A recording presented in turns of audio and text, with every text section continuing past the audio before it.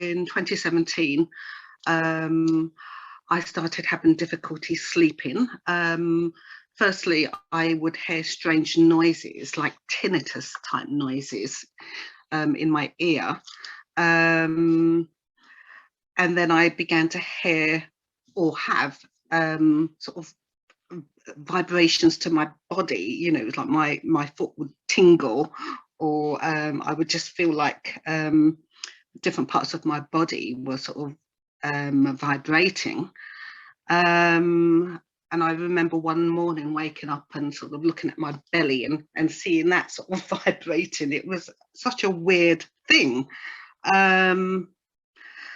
So I guess with something like this, I try to sort of not think about it. It's just too weird. I couldn't think what on earth it could be. Then I had other issues, like a numbness to my head, which was really weird, and I could sort of feel my head sort of vibrating at times. I mean, that is the weirdest symptom, I think. Other symptoms that I had were my body physically aching. If I had a bad night, I would wake up and I would feel like I'd had a heavy session exercising, you know, all my muscles would actually ache physically. Headaches, of course, having a foggy brain, where you really can't think clearly. And quite often, you know, it became a regular thing to be really foggy headed, but as soon as I would get out of my flat, it would clear up suddenly. I'd be fine. I also had a 24-hour ECG monitor, and I think there was 12 incidents where my heart was behaving abnormally. I think 10 of them was in my flat. One was when I was outside walking uphill, and the other one was when I was actually in a supermarket till area. So they had a bank of tills that was actually used in EMF or internet at the time. In 2018, this situation started again. I couldn't move away, so I had to really find out what the issue was. Also, my housing association wasn't interested, the council wasn't interested. The research I did was I told my neighbours about it. I live in a block of 30 flats.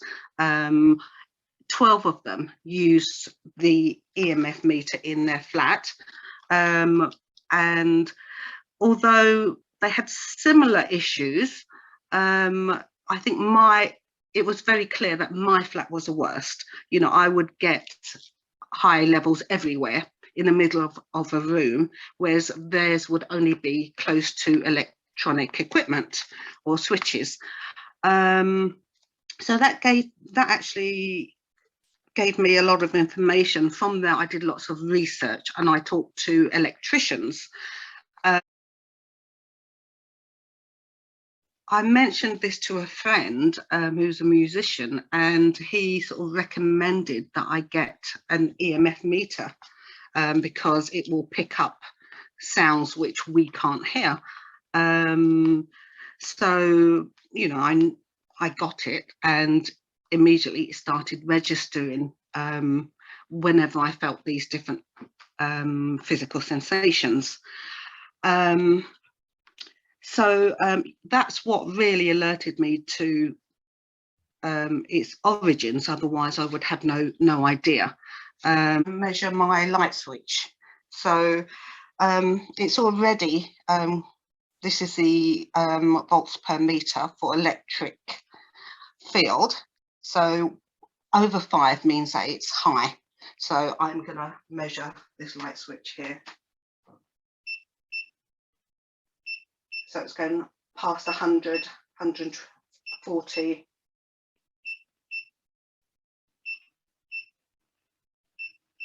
So 145, and it's not, well, it's on.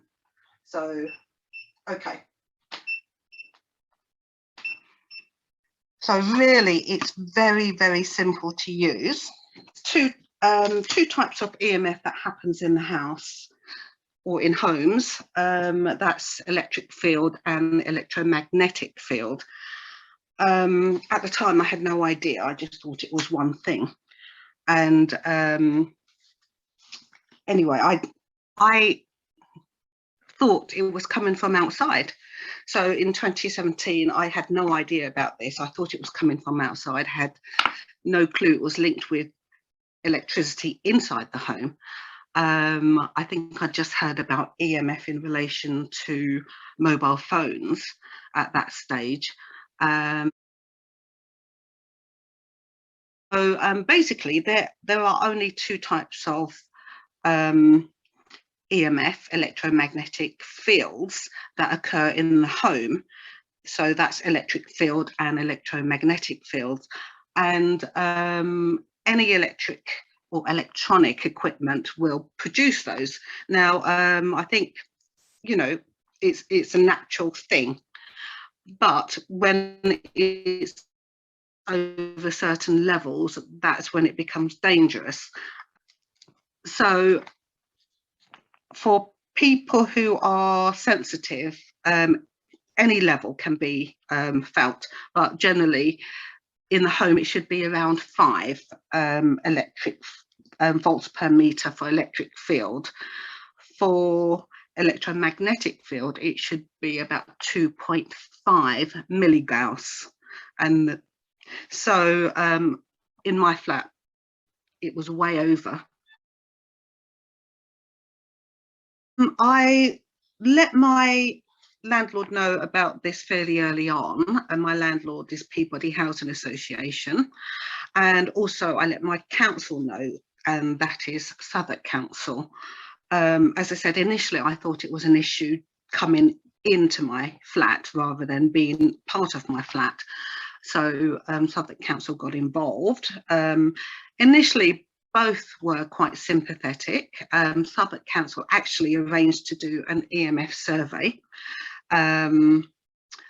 which they found as negative. Unfortunately, it was very badly done.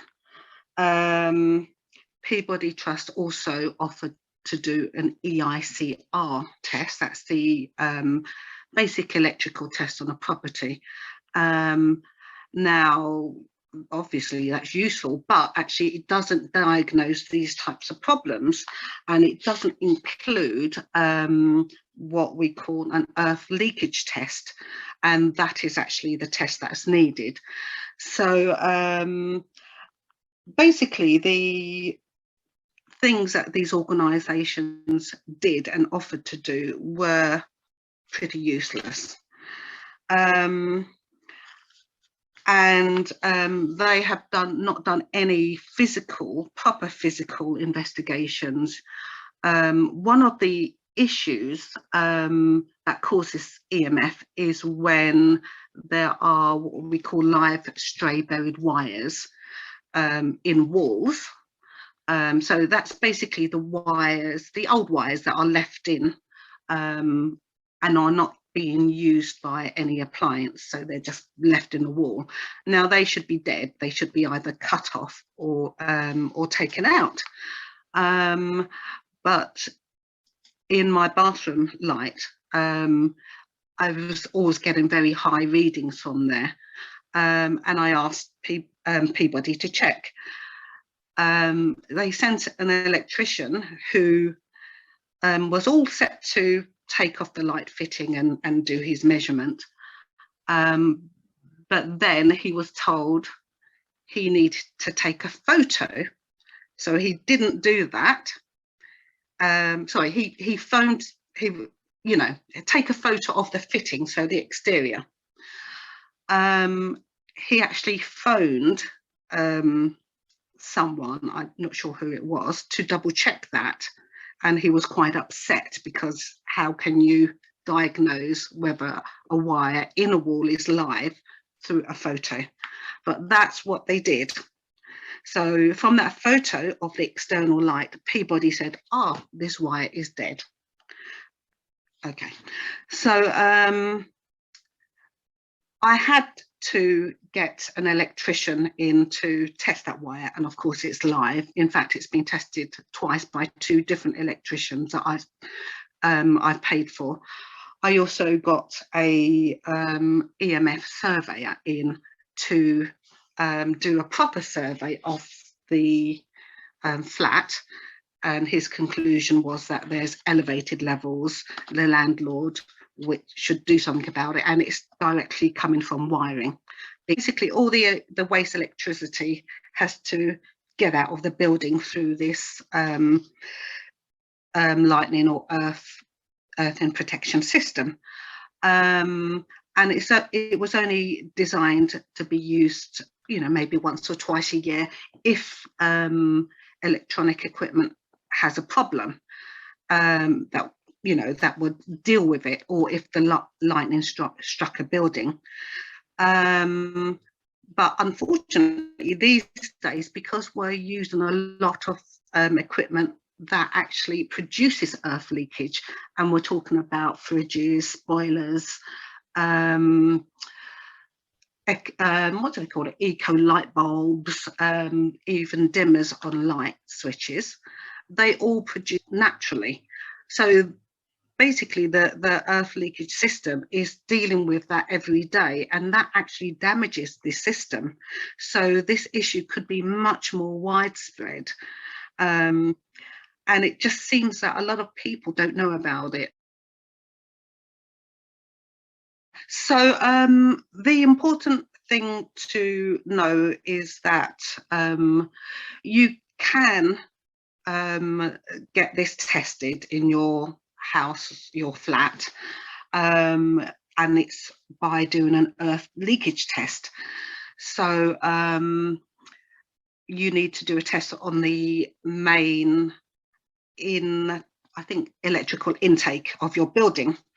Now my building, the wiring was too thick for this to be done using the meter, but you can also test the earthing wire, and that's the main earthing wire that takes the bad electricity outside the building. So when the electrician tested this, it was not working. He tested other individual flats, one of which showed a level of 143. I think it's something amps, I can't remember, which is horrendously high. It should be about 3.5. I think the maximum level is 9.5, but this was 143. And the the earthing wire didn't pick up any current whatsoever within about 30 or 40 minutes, which means it's either faulty or it's not working. So my only recourse is to go through legal sort of situation to take it to court. So that's what I'm presently doing. So I was lucky in that most of the other residents have been very supportive, and also there are numerous other building issues that we need to deal with in terms of fire safety. So you know, we are working together to deal with that. Other residents are making complaints to Peabody, going through the official processes. And then we will see about legal action together. I doubt Peabody's going to do anything, but you never know. You never know. So really, we are looking at legal action, for me individually, and then for tenants as a group. I think without other tenants, I couldn't have dealt with this. I certainly couldn't have diagnosed a problem by myself. The medical profession has also been very supportive. A lot of them have heard about this issue. It's actually called EHS, electromagnetic hypersensitivity. It's recognised in other countries, in Austria, Germany, France, Sweden, and other countries are very, they have laws and legal proceedings to support people who have this symptom. So it just seems in this country, the government doesn't want to recognise it, and also housing organisations don't want to recognise it.